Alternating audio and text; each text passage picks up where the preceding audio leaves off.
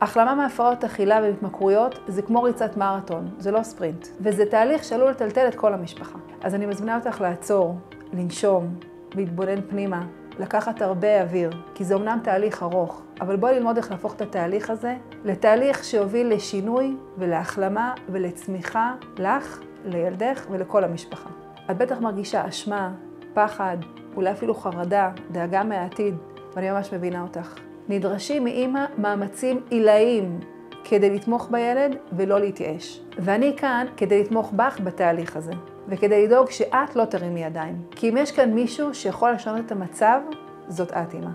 אם תביני מה עובר על הילד שלך, אם תביני איך פועלת הפרעת אכילה או התמכרות, ותדעי להגיב בצורה הנכונה, אם את תרגישי יותר רגועה ושלווה, כי נתת לעצמך את המקום ואת הפניות, משהו בוודאי ישתנה. המטרה הראשונה שלך, אמא, היא קודם כל לטפל בעצמך, כדי שתוכלי להניע את תהליך ההחלמה בבית. המטרה השנייה שלך היא לגרום לילד שלך לרצות להחלים, לא לעשות את ההחלמה במקומו. וזה אומר להגיע למקום שהוא לא שופט ולא מבקר, אלא מבין וחומל ותומך, ומאפשר לו עצמאות לצמוח, להתפתח ולהגיע להחלמה לבד. והמטרה השלישית שלך, אמא, היא לייצר אווירה תומכת החלמה בבית שלך. אווירה שהילד שלך שרוצה להתקדם ורוצה לטפל בעצמו, מרגיש שם אהוב, מחובר, ומסוגל להחלים. וכל זה צריך להיות מוחזק בתוך גבולות ברורים. אני מאמינה בך שאת יכולה. אני ראיתי כבר הרבה אמהות עושות את זה, ומביאות את הבית שלהם, את הילד, את הבעל, את האחים, כולם, להרמוניה משפחתית ולחיבור.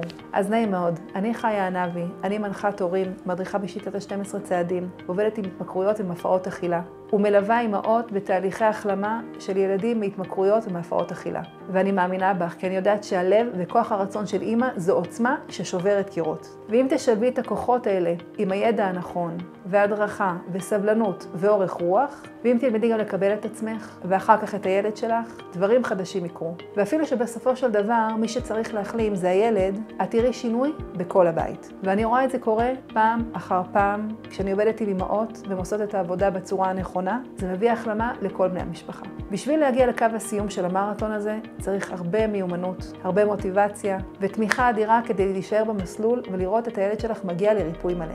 בפגישה איתי, תקבלי קודם כל ידע. מענה לכל השאלות שלך על הפרעות אכילה והתמכרויות, מה הן, למה הן קורות, כמה זמן ייקח לילד להחלים. תקבלי הבנה למה הילד מתנהג בצורה שהוא מתנהג, איך לתקשר עם הילד בצורה הנכונה, וזה ימזער את הלחץ בבית וייתן מקום לריפוי ולהחלמה. בנוסף, תלמדי פתרון קונפליקטים, איך לנהל ויכוחים ומריבות בצורה נכונה, איך לשים גבולות בצורה בריאה, בצורה אוהבת וחומלת, ותלמדי תקשורת נכונה. תקבלי גם דוגמאות איך לדבר בכל מיני סיטואציות, איך לדבר על רגשות. בנוסף לכל זה, תקבלי גם תמיכה רגשית. תלמדי איך לשנות את הקולות הפנימיים שלך ולהסתכל על דברים ממקום חומל ואוהב, ולא ממקום שיפוטי או מבקר. תקבלי עזרה להכיל, לבסט את הרגשות שלך, לדבר על הפחדים ולא להישאר לבד. תקבלי את היכולת להתחבר לעצמך בצורה נכונה, לכוחות, למשאבים הפנימיים שלך, וכשתתמלאי בכל זה, תוכלי להמשיך ולתת. אז אני מזמינה אותך לרשום כאן את הפרטים שלך למטה, כדי לתאם איתי שיחת היכרות וייעוץ.